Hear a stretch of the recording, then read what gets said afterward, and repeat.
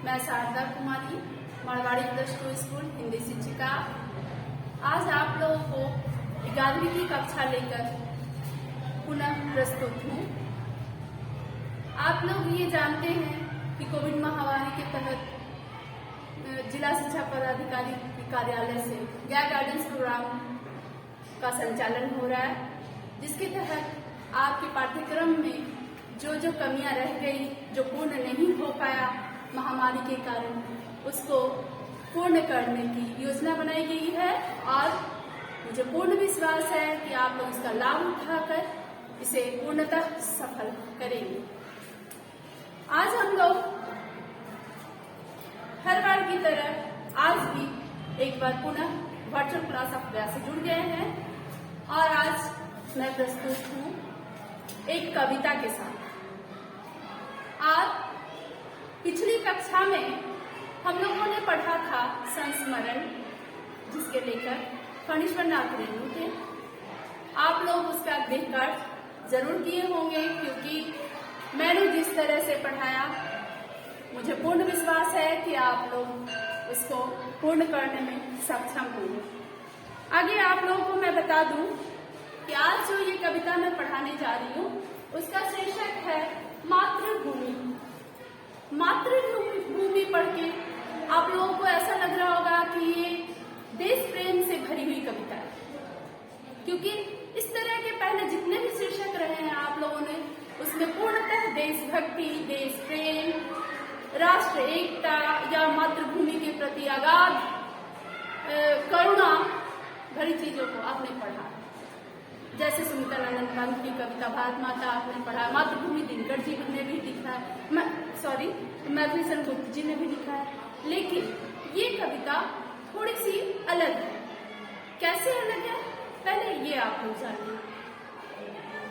ये हमारे जो कवि हैं, इसके जो इनकी रचना जो है मातृभूमि, पहले ये कवि को देखिए, इन्होंने ही इसकी रचना की है। इनका नाम है अरुण कमल। ये किस काल के कवि हैं? आधुनिक काल के। आधुनिक काल के कवि होने के साथ साथ इन्होंने बहुत सारी कविता जो लिखी है वो जन संघर्ष, जनवादी और पूंजीपति गतिविधियों का विरोध में लिखी है। ये कहीं न कहीं ये मानते हैं कि औद्योगिकरण जो इतना पैर पसार रहा है, जिसे पूंजीपतियों को बढ़ावा मिल रहा है और आम जन जो है इनके पीछे पिस रहे हैं। किस तरह से पिस रहे हैं और जिससे इनका मन बहुत क्षुब्ध है, और इसी क्षुब्ध मन के साथ इन्होंने मातृभूमि से कुछ आग्रह किया है। आगे हम लोग देखेंगे इनका परिचय।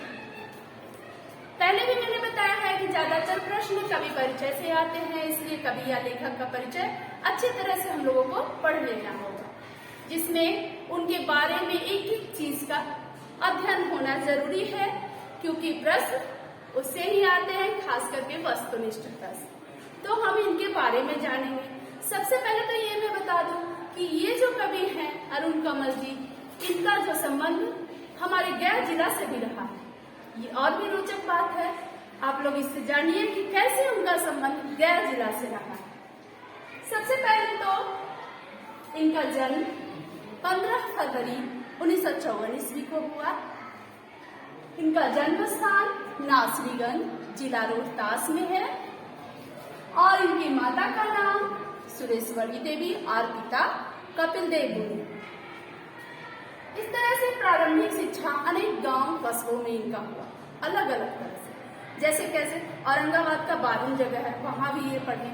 सिरघाटी में भी इनकी शिक्षा का कुछ भाग वहां भी हुआ और उसके बाद गया में भी उनकी शिक्षा हुई और उच्चतर शिक्षा के लिए पटना विश्वविद्यालय का रुख इन्होंने किया और वहां से ये पटना विश्वविद्यालय से उच्चतर शिक्षा की पढ़ाई की।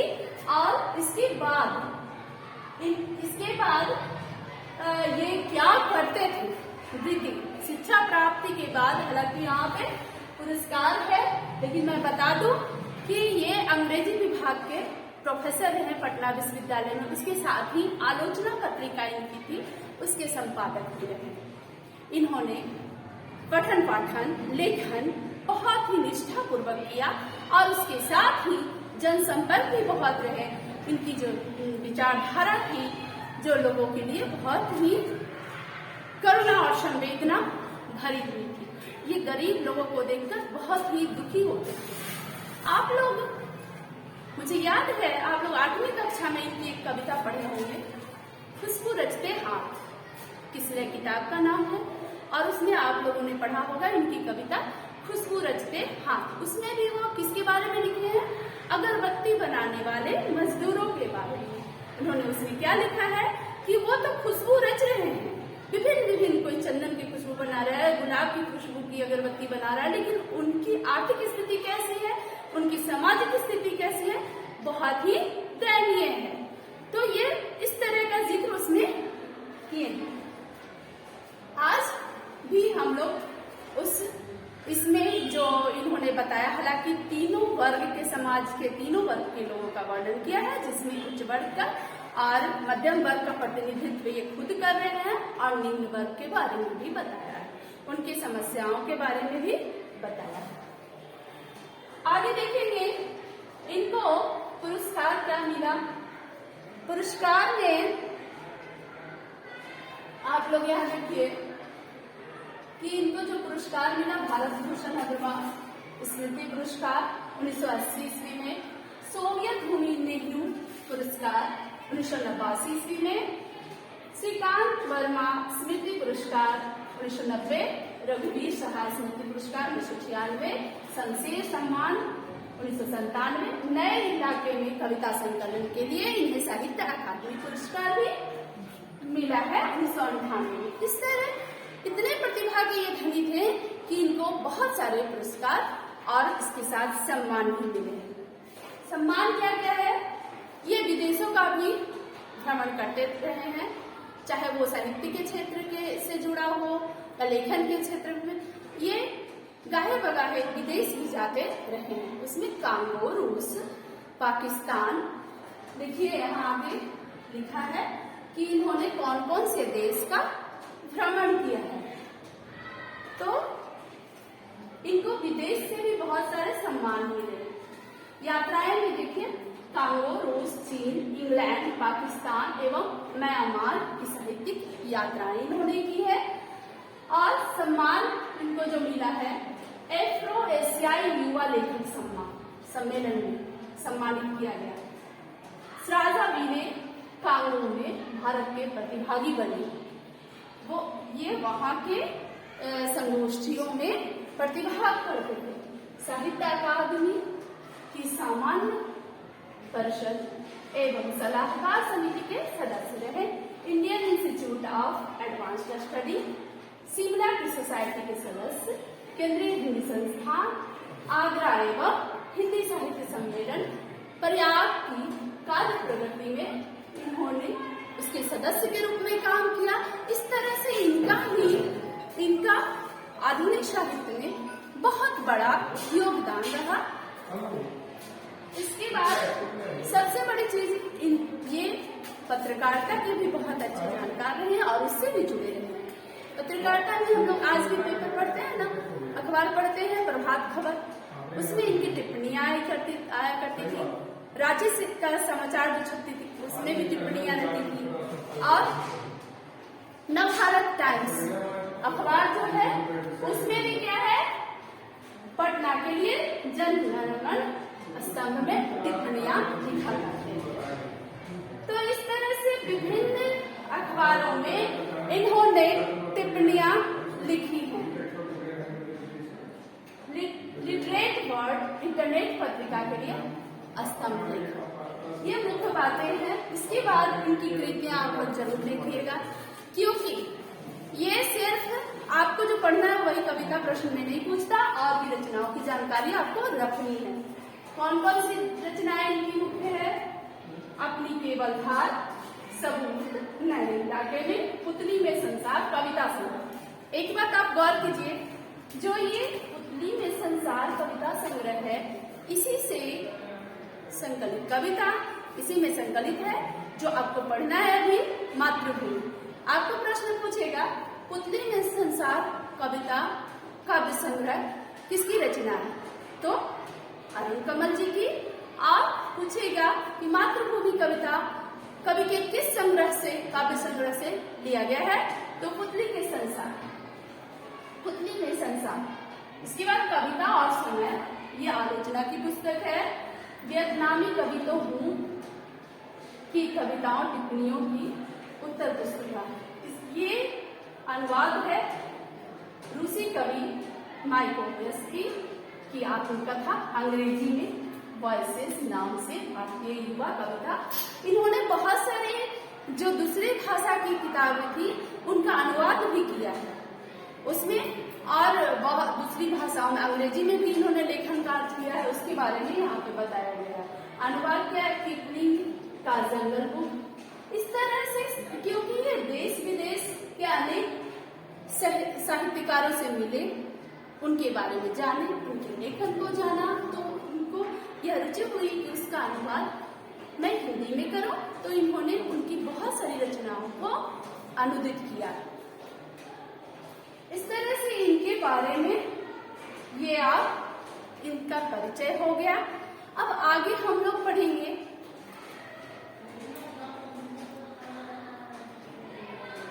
आगे हम लोग देखेंगे कि इस जो कविता है इसमें पढ़ना क्या है।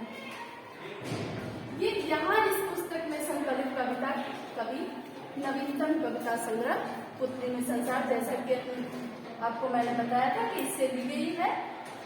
और इसमें विषय वस्तु क्या है, ये एक प्रश्नात्मक शैली में लिखी हुई है। प्रश्न किससे कर रहा है कवि, भारत माता से। भारत माँ में वह अपनी माँ को देखता है। इसके आगे ये कविता बढ़ती है और आप देखिए कि इसमें कौन कौन से सवाल वो भारत माता से करता है। ये जो अरुण कमल के नए इलाके में से ये 4 पंक्तियां ली गई हैं, वो क्या है, चारों ओर अंधेरा छाया, मैं भी उठूं जलालू बत्ती, जितनी भी है दीप्ति भुवन में, सब मेरी पुतली में कस्ती। ये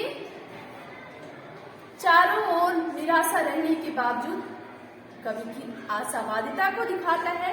और आगे हम देखेंगे कि आगे कविता की तरफ हम लोग बढ़ेंगे और शब्द निधि को देखेंगे। शब्द निधि को मैंने यहाँ समझाया है, मैं पहले भी बताती आई हूँ कि जब तक आप कोई भी कविता और कहानी के कठिन शब्दों का अर्थ नहीं जानेंगे तो उस कविता और कहानी को समझने में परेशानी होगी।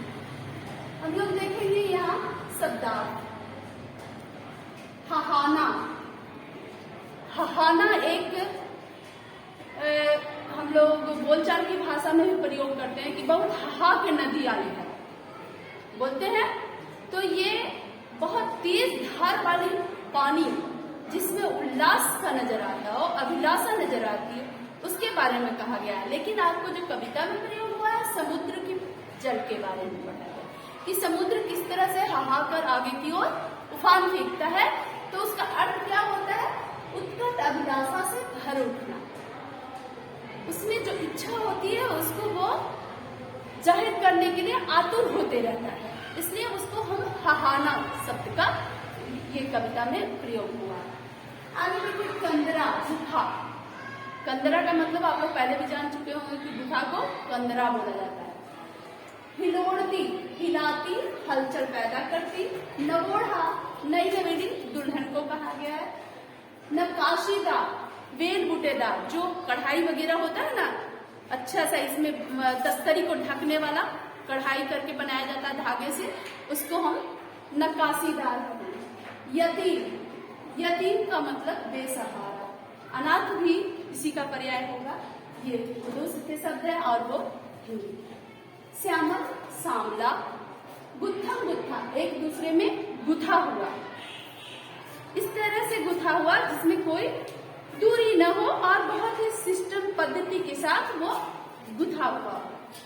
दुर्लभ यानी आसानी से नहीं मिलने वाली चीजें, दुर्लभ। खुबानिया का मतलब एक प्रकार का ये मेवा है। खुबानिया जिसका प्रयोग प्रयोग यहाँ हुआ है। कालाहांडी एक स्थान का नाम है जो उड़ीसा का एक ऐसा क्षेत्र है जो समुद्र तल से ऊपर है और वहाँ पानी बहुत नीचे है, जहाँ पानी के लिए लोग तरसते हैं। लोगों का जीना दुभर हो गया क्योंकि पानी के बिना जीवन कैसा होगा, न वहाँ कुछ अन्न उपजता है, लोग वहाँ भूख से मर रहे हैं, अन्न नहीं पैदा होता है, इस कारण से भूख से लोगों की मृत्यु हो रही है। फिर वहाँ का जमीन है जो बंजर है।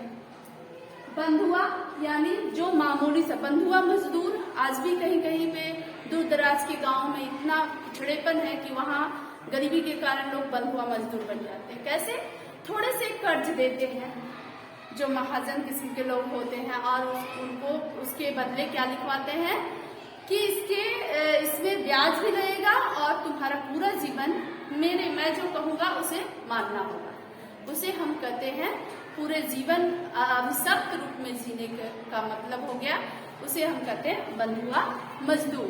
आप दूसरे के अधीन हो गए, जो जिसने आपको कर्ज दिया। तो इस तरह से ये कठिन शब्द हो गए।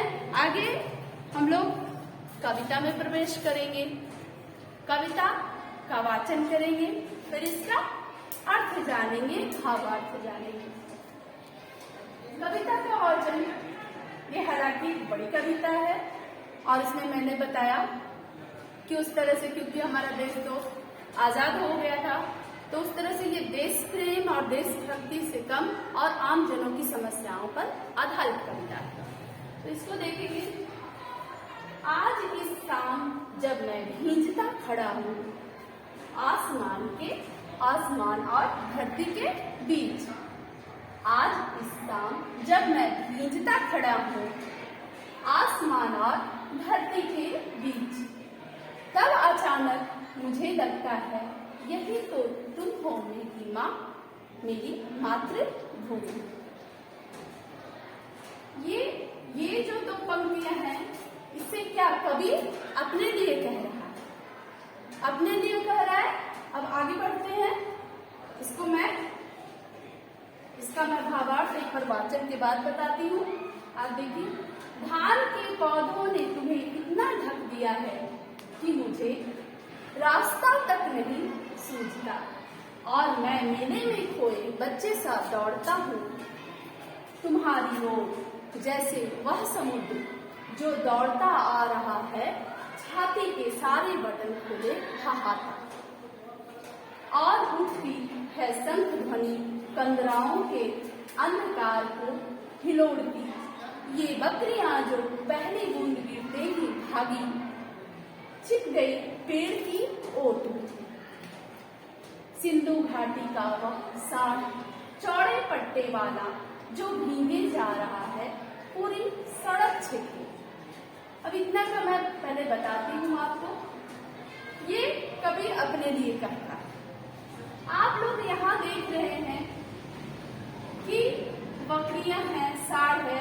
सांड के लिए कौन सा शब्द प्रयोग हुआ है भीगने के अर्थ में? भीगे। कवि ने अपने लिए क्या प्रयोग किया है, ये प्रश्न पूछेगा कि कवि ने अपने लिए भींजता और सांड के लिए, कौवों के लिए, नमोढ़ा के लिए भीगना शब्द का क्यों प्रयोग किया है? क्यों एक ही कविता में इतनी असमानता है? तो ये असमानता क्या है? इस प्रश्न का आप उत्तर क्या दोगे कि कवि को अपनी मातृभाषा से बहुत लगाव है। भोजपुरी में भींजना हो जाता है, इसलिए कवि ने अपने लिए, वो अपने आप को एक साधारण व्यक्ति मानता है, बीच का व्यक्ति, बीच में खड़ा है। बीच में कौन खड़ा होता है? सामाजिक स्तर जिस तरह से बांटा गया है हमारे यहाँ, बीच में मध्यम वर्ग के लोग होते हैं। कभी अपने आप को इसका प्रतिनिधित्व बताता है मध्यम वर्ग, तो कभी अपने आप को मध्यम वर्ग का व्यक्ति मानता है। कैसे बीच में खड़ा है ये देखिए। आज इस शाम मैं जब भींजता खड़ा हूँ आसमान और धरती के बीच। आसमान उसके सिर के ऊपर और धरती पैर के नीचे, तो वो बीच में ही हो गया। मैंने बताया कि बीच में क्यों हुआ भींजना शब्द का। ये दो प्रश्न का उत्तर इसमें हो जाएंगे, आप लोग समझिएगा इस बात को। तब अचानक मुझे लगता है यही तो तुम हो मेरी माँ। पहले क्या लगता है उनको? की छवि किसमें नजर आती है? मातृभूमि में। किनको? कवि को। ऐसा प्रतीत होता है कि ये जो धरती मातृभूमि है और उसमें उनको अपनी माँ की छवि आती है। अब प्रश्नात्मक शैली में आगे ये कविता बढ़ेगी। कैसे? और मैं धान के पौधों ने तुम्हें इतना ढक दिया है कि मुझे रास्ता तक नहीं सूझता। फिर क्या कह रहा है? कभी उसकी क्या परेशानी है कि धान के पौधे से क्योंकि उनकी माँ जो है मातृभूमि कहाँ है? उनसे बहुत दूर खड़ी है, थोड़ी दूरी पर है। और क्या है बीच में?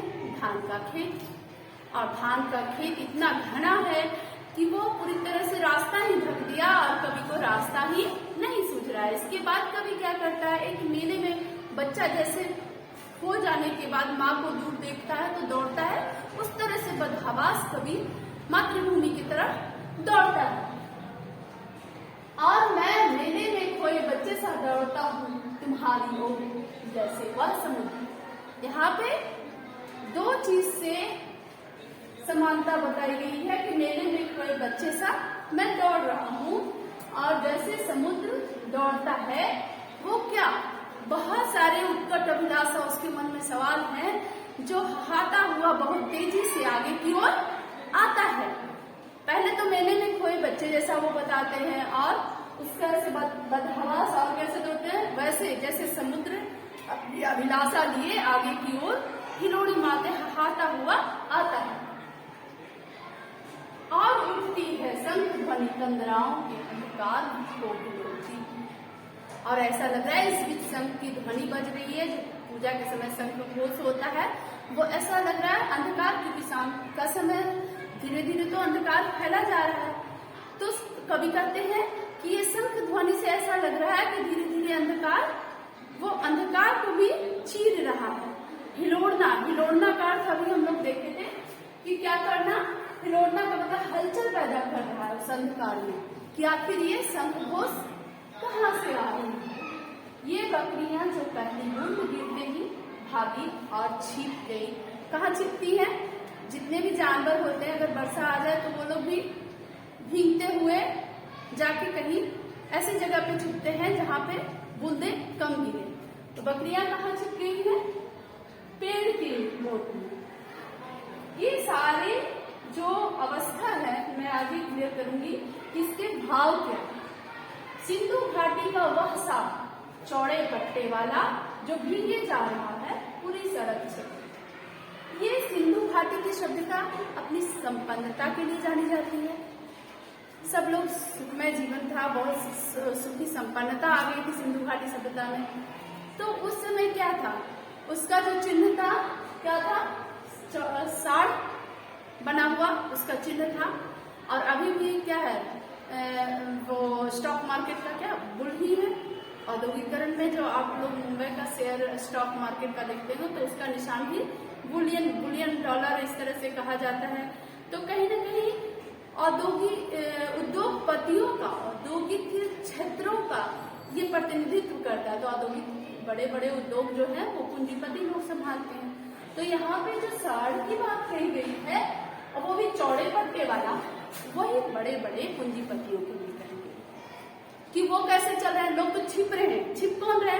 मध्यम वर्ग के लोग छिप रहे हैं, वर्षा से घबरा कर भींज रहे हैं। लेकिन यहाँ पे भींजने का वो नहीं, भींजने का दुखों से घबराना नहीं।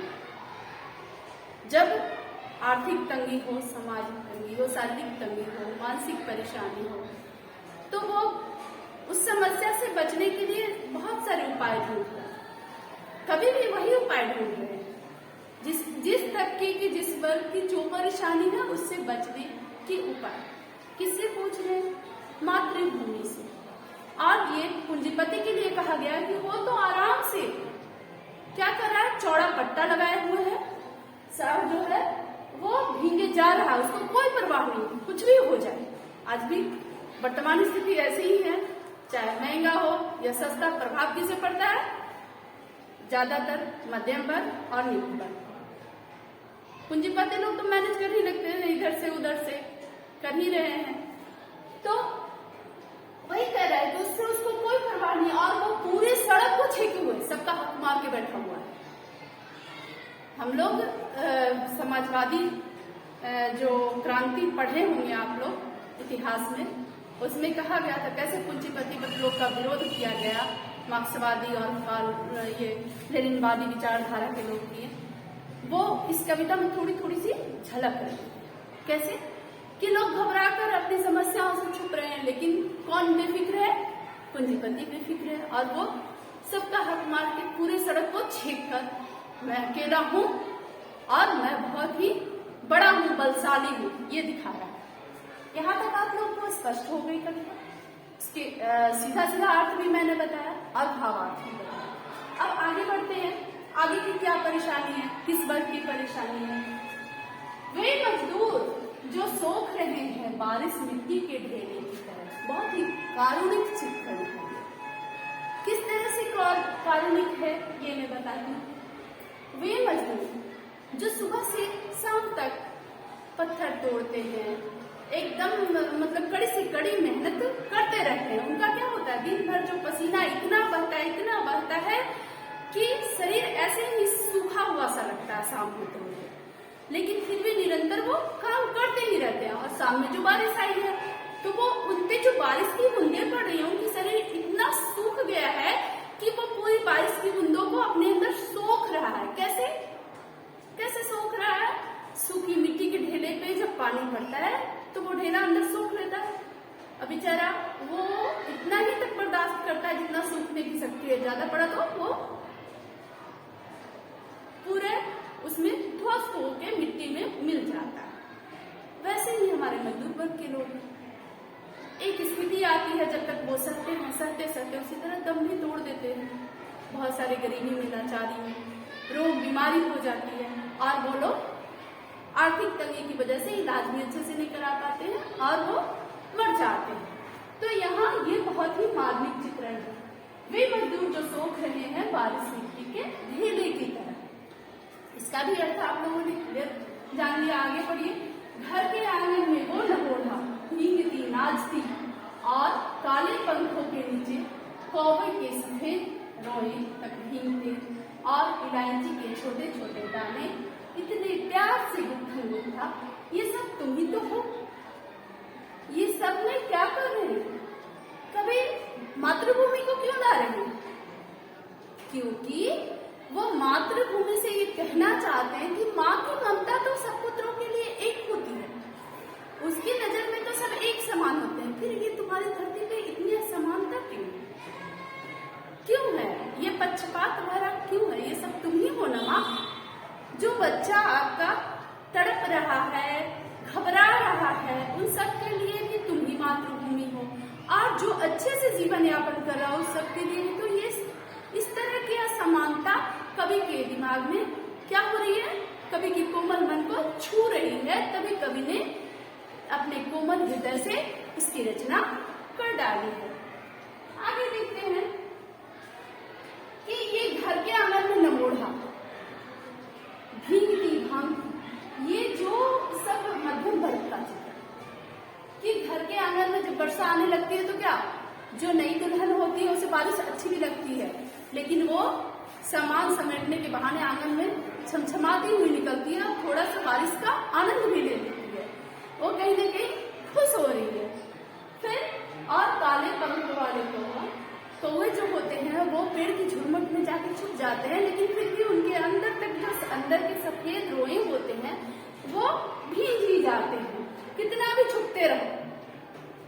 मध्यम वर्ग के लोग क्या होते हैं, जिंदगी भर कमाते बाल बच्चे को पढ़ाते कितना भी जमा करेंगे तो वो फिर उनका वही जीवन यापन में जिंदगी गुजर जाती है। तो यहाँ पे यही सब चीज है। तो ये क्या है, ये इलायची के छोटे छोटे इतना प्यार गुत्थम गुत्था, एक दूसरे से गुत्थम गुत्था किस माँ और पुत्र के प्यार के बारे में ये बात कर रहे हैं कि ये सब तुम ही तो है, तुम्हारा ही तो प्यार है।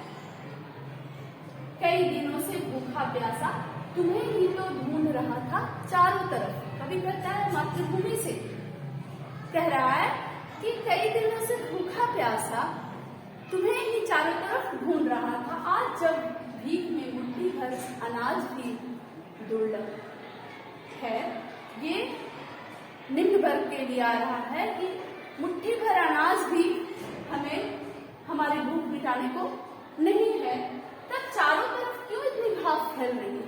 ये छलावा क्यों लग रहा है कि जैसे गर्म रोटियां बन रही है? लगता है मेरी माँ आ रही है। माँ क्योंकि कभी कह रहा है कि माँ के लिए सब बराबर होते हैं, तो एक सुखी है तो माँ जरूर इस तरह की इच्छा रखती है कि मेरा दूसरा बेटा भी सुखी हो। तो मुझे ऐसा क्यों लग रहा है कि तुम मेरे लिए वो नक्काशीदार जो ये रुमाल है उससे ढकी हुई कस्तरी ला रही है, जिसमें क्या है आगे देखते हैं। कभी कस्तरी में खुबानियां, अखरोट, मखाने और काजू भरे। कस्तरी में क्या है? वो मेवे हैं। जिसको अनाज नहीं मिल रहा है उसके लिए मेवे आ रहे हैं। ये कवि की पूरी कल्पना है। और कैसे आगे देखते हैं। लगता है मेरी माँ आ रही है, हाथ में गर्म दूध का गिलास लिए हुए। मेवे के साथ साथ गिलास भी दूध का। तो ये दूध का गिलास और मेवा बड़े बड़े पूंजीपतियों को नसीब होते हैं, लेकिन कभी कल्पना कर रहा है कि आज ऐसा क्यों प्रतीत हो रहा है कि तुम अपने और पुत्रों के लिए भी जो भूखे हैं उनके लिए भी इन सब सामग्री लेकर आ रही हो। ये तुम्हारा प्यार है। ये सारे बच्चे तुम्हारी रसोई की चौखट पर कब से खड़े हैं माँ? बहुत देर से भूखे प्यासे तुम्हारी रसोई पे खड़े हैं। बच्चा ऐसे भी हम लोग देखते हैं, बच्चा को जब भूख लगती है तो माँ रसोई में होती है तो दरवाजे पे आके बच्चा जरूर खड़ा रहता है कि माँ अब खाना देगी। धरती का रंग हरा होता है, फिर सुनहला, फिर धूसर। छप्परों से इतना धुआं उठता है और गिर जाता है। यहाँ पे किसान वर्ग का वर्णन है। इन पंक्तियों में किसान का वर्णन है कि जो उपजाते हैं वही अंतिम में क्या होते हैं? भूखे रह जाते हैं। कैसे? धरती तो बहुत हरी भरी है और उसमें क्या है, फसल जब पकते हैं, बुआई होती है, उसको बहुत मेहनत से जुगत से उसको बड़ा करते हैं। जब फसल पक जाते हैं, सुनहले रंग के हो जाते हैं, उसको काट कर घर में भी लाकर, और तब धरती क्या हो जाती है? धूल धूसरित हो जाती है। इन सब का वर्णन। फिर क्या होता है? वो जब अन्न का दाना घर में आता है तो छप्परों से धुआं भी उठती है। धान को आप लोग देखते हैं, उसको सब लोग गांव में क्या करते हैं? धान को उपजने के बाद उसको वो स्टीम करते हैं, उबालते हैं, तब उससे जाके सुखाते हैं बहुत मेहनत के बाद, तब उससे चावल तैयार होते हैं। तो ये सब करते हैं, फिर भी क्या है? वही के वही है। घर से निकले ये बच्चे तुम्हारी देहरी पर सिर टेक कर सो रहे हैं। ये बच्चे काला हो रहे हैं। ये तो यहाँ तक किसान की स्थिति है कि वो इतना अनाज उपजाने के बाद भी उनकी स्थिति इस तरह की होती है कि वो अनाज को बेचते हैं, उसी से अपना जीवन यापन करते हैं और उनका जो पूरा साल अच्छे से नहीं कट पाता है। आगे देखिए, ये स्थिति तो जहाँ फसल हो रहा है वहाँ की रही, वहाँ की स्थिति भी कोई खास अच्छी नहीं है, लेकिन उससे भी बदतर स्थिति आप आगे देखेंगे। क्या है? ये बच्चे काला हांडी के, ये आंध्र के किसानों के बच्चे, ये पलामू के, पट्टन नरौदा पटिया के, ये यतीम, ये अनाथ, ये बंधुआ, इनके माथे पर हाथ फेर दो। कहना क्या है? कभी कहना चाहते हैं कि ये जो इन सब जगहों पे जो आज भी वही हाल है, आज भी वहाँ पे कुछ अच्छा नहीं हुआ है। आज भी काला हांडी में उसी तरह से सूखी बस्ती है और कुछ अनाज नहीं होते हैं, लोग भूखे मर रहे हैं। तो इस तरह से, और आंध्र के किसान तो आप लोग जानते हैं किस तरह से फसल नहीं होने के कारण वो लोग आत्महत्या कर रहे हैं, बहुत सारे बैंक से लोन भी ले रखे हैं। तो वहाँ की भी बात हो रही है। फिर पलामू और पट्टन नरौदा, आगे मैं पिक्चर दिखाऊंगी, आगे आपको चित्र के द्वारा बताऊंगी कि कैसे वहाँ भूखमरी की अवस्था है और क्यों, कितना उधर अभी पिछड़ेपन है या कहें प्रकृति की मार है। तो कहीं न कहीं मातृभूमि से कभी यही कहना चाहते हैं कि अपने इन बच्चों से भेदभाव क्यों? वहाँ क्यों वो लोग तरस रहे हैं अन्न के दानों, और कहीं आप मेवे मिष्ठान भी खिला रहे हैं। तो ये कह रहे हैं पलामू, पट्टन, नरौदा, पटिया, ये सब आदिवासी क्षेत्र हैं जहाँ पे लोग की जिंदगी अभी भी बहुत ही दुभर है। ये अतीम, वहाँ के लोग अतीम, अनाथ, बंधुआ बने फिर रहे हैं। इनके माथे पर हाथ फेर दो माँ। कवि यह आग्रह करता है किससे? माँ से, एक याचक के रूप में मातृभूमि से कहता है कि उनके भी माँ, जिस तरह से हमें मेरे माथे को सहलाती हो प्यार से, उनके भी माथे पे हाथ फेर दो और उनके भी भींगे हुए केस को सवार दो माँ अपने श्यामल हाथों से, सामने हाथों से। तुम किसकी माँ हो मातृभूमि? देखो प्रश्न पूछ रहे हैं यहाँ कवि कि आखिर तुम किसकी माँ? माँ के लिए तो सब बच्चे बराबर होते हैं। ये यहाँ पे कह रहे हैं कवि कि तुम किसकी माँ हो, मेरे थके माथे पर हाथ फेरती, तुम ही तो हो मुझे प्यार से तकती और मैं भींज रहा हूँ।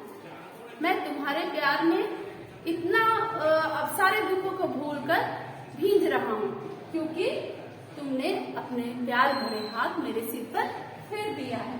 नाच रही धरती, नाचता आसमान, मेरी पीठ पर नाचता मैं खड़ा रहा भींजता बिचू।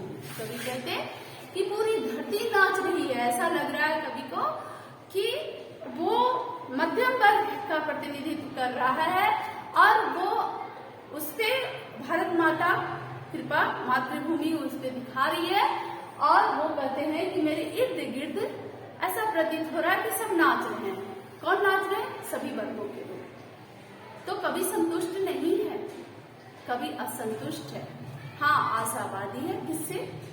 मातृभूमि से याचना कर रहा है, मातृभूमि से मांग रहा है कि सारे क्षेत्र में एक दृष्टि दिखाइए कि कोई भूखा न मरे। इस तरह से ये कविता अब खत्म हुई। इसका भावार्थ मैं आप लोगों को यहाँ पर लिखी हूँ। आपको अगर किसी तरह की समस्या हो तो इसको एक बार पढ़ लीजिएगा। यहाँ पे देखिए मैंने दिया है कि मैं तुम्हारी ममता के बौछार में भींज रहा हूँ। ऐसा लगता है आज धरती और आसमान दोनों मेरी धुरी पर इर्द गिर्द नाच रहे हैं। कवि कहने का मतलब धरती और आसमान में और भी वर्ग, समाज के और भी वर्ग जो कभी एक ही साथ बच्चा और वयस्क दोनों रूपों में नजर आता है। कभी बच्चा के जैसा याचना करता है, दुलार मनुहार करता है और कभी व्यस्त के रूप में भी सब समस्याओं को दिखाता है। इस कविता में ये विशेष है, इस चीज को आप गौर कीजिए। फिर क्या होता है, यहाँ जो विशेष है वो बात बताई गई है। मातृभूमि को कभी धरती तो कभी माँ के रूप में देखता है, कभी अपनी माँ के रूप में देखता है, कभी मातृभूमि धरती के रूप में। इस धरती पर कविता की शैली प्रश्नात्मक है। कवि के मन में प्रश्न उठता है कि इस धरती पर असमानता क्यों है। ये पहले भी मैं बताई। प्रकृति कालाहांडी, आंध्र प्रदेश आदि स्थानों पर इतनी निष्ठुर क्यों है। भोजन के अभाव में अगर पुत्र की मृत्यु हो जाए तो माँ की ममता का महत्व क्या रह जाएगा। ऐसी ये विडंबना होगी कि भोजन के अभाव में इस धरती पे लोग मर रहे हैं, तो ये माता के लिए तो सबसे बड़ी दुख की बात होगी और खास करके मातृभूमि के लिए। ये देखिए यहाँ आदिवासी न पहनने के लिए अच्छे से कपड़े हैं। ये देखिए आदिवासी पलामू के आदिवासी क्षेत्र में ये बच्चे बड़े भी किस तरह से अभावों में जीवन यापन करते हैं। कहीं न कहीं कवि का हृदय इन्हीं के लिए करुणा से भर जाती है, संवेदना से भर जाती है। आगे देखिए, असमानता को समानता में परिणत करने की उत्कट अभिलाषा रखता है कौन? कवि। और वह स्वयं एक याचक के रूप में मातृभूमि से याचना करता है। ये कविता पूरी खत्म हुई। अब देखिए ये आंध्र के किसान, देखिए किस तरह से बेचारे फसल तो बोते हैं और फसल नहीं होने पे सिर पे हाथ रखते हैं कि मेरी पूंजी भी चली गई और फसल भी नहीं हुई। ये लोग क्या है? असंतुष्ट। किससे? फसल न होने की वजह से। ये देखिए काला हांडी, ये उभरा हुआ क्षेत्र जो आप देख रहे हैं, ये काला हांडी है। क्या है? ये जमीन से ऊंची जगह है, इस कारण से यहाँ पे जल नहीं पहुंच पाता है, जल का स्तर बहुत नीचे है और लोग इस तरह से बंजर धरती पे जीते हैं। उनके लिए फसल, अन्न के दाने नहीं नसीब होते। और ये देखिए किस तरह से यतीमों की तरह पिछड़ी बस्ती में लोग जीते हैं और किस तरह से बच्चे ऐसे ही घूमते हैं बिना खाने पीने का। आगे देखिए प्रश्न उत्तर। मैंने कुछ प्रश्न यहाँ पे हल किया है, जिसके आधार पर आपको गृह कार्य में दूंगी, उसे आप लोग बना लीजिएगा।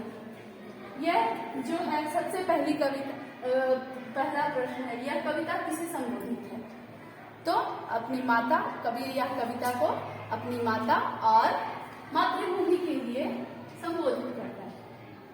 कविता में कवि ने स्वयं को भींगने और भींगना कहा। ये पहली पंक्तियां जब मैं शुरू की थी तभी आप लोगों को बताई थी इस प्रश्न का उत्तर, कि उसने बच्चों और बकरियों और कौवे के लिए भींगना शब्द का प्रयोग किया है और सांड के लिए भींगना शब्द का प्रयोग किया, लेकिन खुद के लिए कौन सा शब्द प्रयोग किया है? भींगना। ये गौर करने वाली बात है। ऐसा क्यों? क्योंकि कवि को अपनी भाषा से अगाध प्रेम था, मातृभाषा से, और भोजपुरी में भींगना को भींगना कहा जाता है।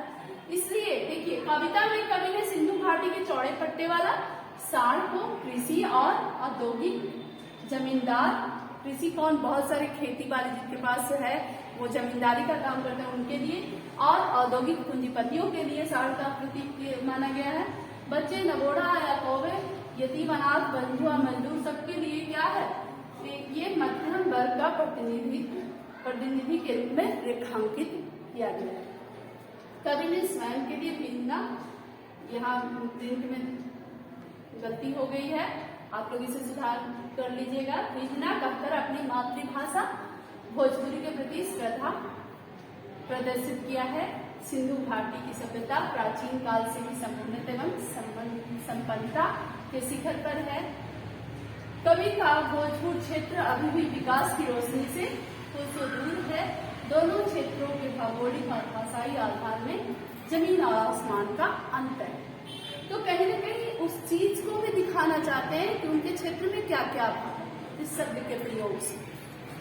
आगे देखते हैं सप्रसंग व्याख्या। मैंने पहले भी तरीका बता चुकी हूँ आप लोगों को। मैंने कहा है कि सप्रसंग व्याख्या में आप लोग ये पॉइंट जरूर लिखिएगा, जिसमें प्रसंग, जिसमें हम लोग बताएंगे कि प्रस्तुत पंक्तियां किस कविता से लिखी है, इसके रचनाकार कौन है, और इससे पहले की कौन सी ऐसी स्थिति थी कि ये इस तरह की पंक्तियां कही गई, और उसी बात को फिर क्लियर करके क्या करेंगे, इस कविता में समाज के, यहाँ पे प्रिंट में गलती हो गई, समाज की असमानता को दिखाया गया, कहीं कहीं पे टाइपिंग मिस्टेक होता है, उसको आप लोग ठीक कर लीजिएगा। व्याख्या पूरी तरह से इसमें जो कहा गया है पंक्तियों में, प्रस्तुत पंक्तियों में संध्या काल में हो रही वर्षा में कवि भीग रहा है, ये शुरू की पंक्तियां हैं जहां से कविता शुरू हुई। तो इस तरह से इसके अर्थ व्याख्या में लिखे जाएंगे और यहाँ पे प्रसंग और संदर्भ लिखा जाएगा। ये बस पैटर्न के लिए मैं हर बार बताती हूँ कि व्याख्या कैसे करते हैं। इसके बाद ये पूरा व्याख्या का अर्थ हो गया कविता का। आगे बढ़ते हैं, ये गृह कार्य। आप लोगों को ये गृह कार्य मिला है जिसमें मातृभूमि कविता का भावार्थ लिखिए। इस तरह से ये प्रश्न है आपको, यहाँ तक आपको निबंधात्मक प्रश्न है, एक व्याख्या दी हूँ और 2 निबंधात्मक है। उसके बाद सब वस्तुनिष्ठ प्रश्न है जिसको आप लोग बहुत आराम से हल कर लेंगे, जिसके प्रश्न के उत्तर एक शब्द या एक वाक्य में होंगे। ये आप लोग प्रश्न 4 से 15 तक वस्तुनिष्ठ है, जिसमें अंतिम में कुछ व्याकरण से भी जुड़े हुए सवाल हैं। आप लोग ये सारे प्रश्नों को हल करेंगे और तभी फिर से इसका इस पाठ के बारे में आप लोग पढ़ेंगे। जब तक आप लोग विकल्प नहीं करेंगे, स्वाध्याय नहीं होगा, और स्वाध्याय नहीं होगा तब तक लक्ष्य प्राप्ति में आप लोगों को बहुत सारी मुश्किलें आएंगी। इसलिए पढ़ते रहें, बढ़ते रहें। धन्यवाद।